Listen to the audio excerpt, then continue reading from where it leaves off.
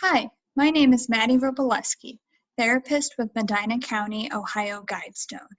For the past 4 weeks, I have been making videos about a variety of topics. These topics have included talking about the coronavirus, ways to make the home classroom fun, family fun, and structure within our homes during this time. This will be our last week of videos, and this week we will be talking about coping skills for kids.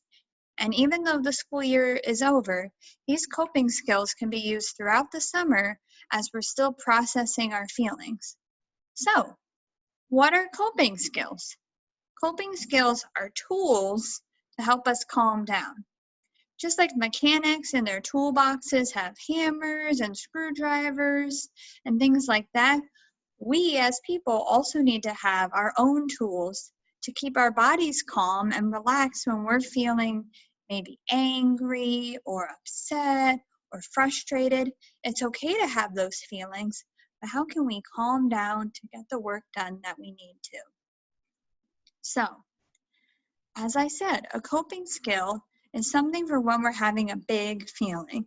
These big feelings can include feeling nervous, feeling scared, feeling angry, feeling excited, or feeling sad.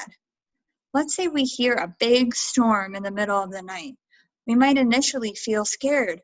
What's going on? What are these sounds? How can we calm our bodies down to feel a little bit more okay so we can try to fall back to sleep? Maybe one person says, read a book. Maybe another person says, count to 10. There are many different ways to cope with the feeling. So, here is a great visual of an example of coping skills, and these could be used for anything. Let's say we're feeling angry that we haven't seen our friends at school in a while. That's okay to feel angry, I understand, but how can we calm down to feel better to get the rest of our schoolwork done? Maybe it's reading a book or listening to music. Maybe we need to take some big, deep breaths or just take a break from what we're doing. We can also talk to an adult if anyone's around, or even if a teacher's a phone call away, or someone in the community that we could talk to about our feelings. Trying to count slowly. Exercising. Do some yoga or go outside and play some basketball if you're able to. Color or draw, and lastly, just get a drink of water and then maybe accompany that with some deep breaths. So, here's an example of a deep breath that I found that you can use. You can just draw a star on any piece of paper, and at the point of the star, you would hold and you would take a deep breath in, hold, and a deep breath out. And in, hold, and out. And have your child trace the star so they can see the visual and understand how long to hold their breath. Encourage them to try to do it as slowly as possible so they can have all of the feelings from their tracing of the star. Here is my example of yoga. Some of these yoga poses we might know as downward facing dog or tree pose. But let's use these poses in simpler terms.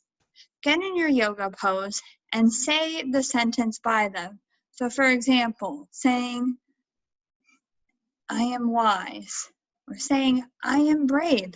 And think about a time that you were brave or that you were wise to help you through each of these poses.